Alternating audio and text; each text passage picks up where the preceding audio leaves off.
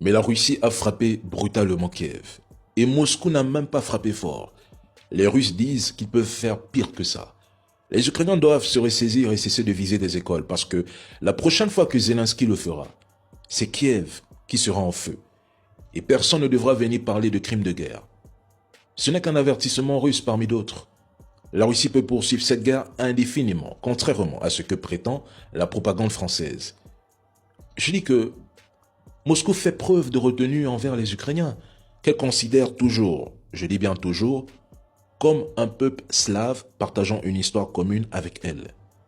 Beaucoup oublient comment la Russie s'est comportée dans des conflits où elle ne considérait pas le pays concerné comme lié à son histoire.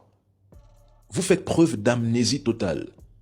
Le gouvernement français qui critique la Russie matin soir sait très bien que le jour où la France oserait affronter directement la Russie, la situation ne serait pas du tout la même qu'en Ukraine. Et contrairement aux États-Unis en Iran, la Russie a des objectifs de guerre en Ukraine. Et on oublie également qu'environ 4 millions d'Ukrainiens ont fui vers la Russie depuis le début du conflit. Vous ne faites qu'encourager l'Ukraine dans une guerre qui se déroule en Ukraine. C'est du jamais vu. Vous ne contrôlez aucun territoire russe, mais vous pensez pouvoir battre la Russie. C'est quelle géopolitique ça en fait? Presque toute la partie est de l'Ukraine est sous contrôle russe. Ceux qui ont tenté une incursion à Kursk ont soit péri, soit déposé les armes. Ils mentent que la Russie n'avance pas en Ukraine.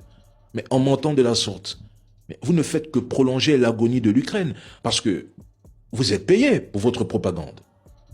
Imaginez un seul instant. Si la Russie agissait sans retenue, comme les États-Unis l'ont fait en Iran le 28 février jusqu'au 5 mars, en lançant massivement des missiles comme les Oreshnik, Kinjal ou Iskander, ainsi que des milliers de missiles de croisière jour après jour sur l'Ukraine. Que resterait-il de ce pays? Un territoire totalement dévasté, sans avenir.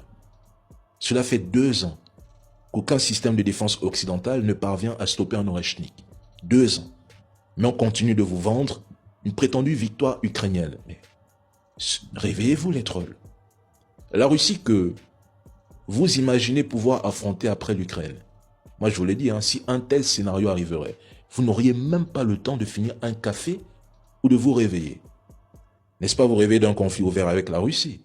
Mais le jour où cela arriverait, vous vous souviendrez qu'avec l'Ukraine, il y avait une certaine retenue parce que c'est 2 peuples slaves. Vous, vous êtes des étrangers pour les Russes.